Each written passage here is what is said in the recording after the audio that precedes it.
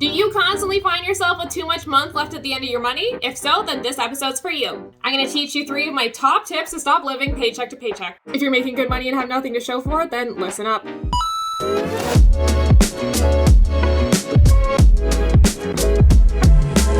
What's up, guys? It's Nicole Victoria at No Budget Babe, your host of ATM, All Things Money. As a disclaimer, this episode is for broke people, not poor people. There is a big difference between the two. Broke people are choosing their situation.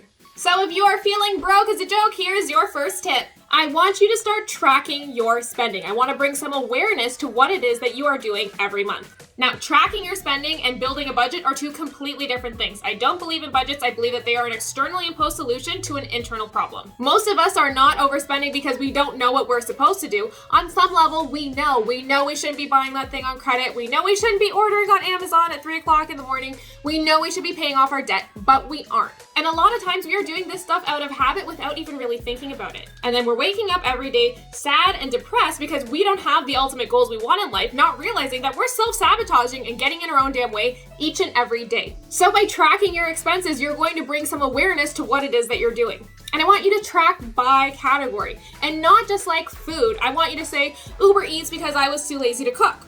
Okay, I want you to say groceries because I had a dinner party. We need to get very clear about each category because what we're going to do at the end of the month is actually go back and see if we're happy about where we've spent our lives. What do you mean where we've spent our lives? Money is a physical representation of hours of your life. We get about 700,000 hours in a lifetime if we are lucky, and we are spending it on that doesn't actually bring us true joy, true fulfillment, or happiness. So you're going to ask yourself, you're going to look at your expenses and you're going to ask yourself, am I happy with where I have spent my life? If not, then we can start to consciously make some changes. Step number 2 is going to be to pay your future self first. That you in 5 years, 10 years, 15 years, what do they want? Do they want kids? Do they want a house? Do they want to pay for a wedding in cash? Do they want to retire early?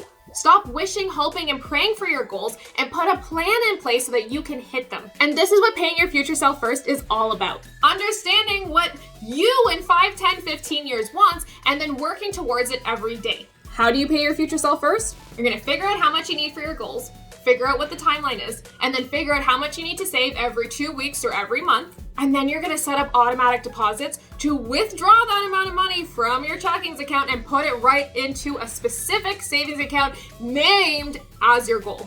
Take all of the chances for you to self-sabotage out of it. And number 3, we're going to increase our passive income. 2 of the easiest ways to do this are through high-yield savings accounts and investing. A high-yield savings account is exactly what it sounds like. It's a savings account that provides you with a high yield or a higher interest rate. Your typical savings account is paying you pennies on the dollar. But depending on what's going on in the world, some high-yield savings accounts can pay you 2.5% on your money for literally just keeping it in there.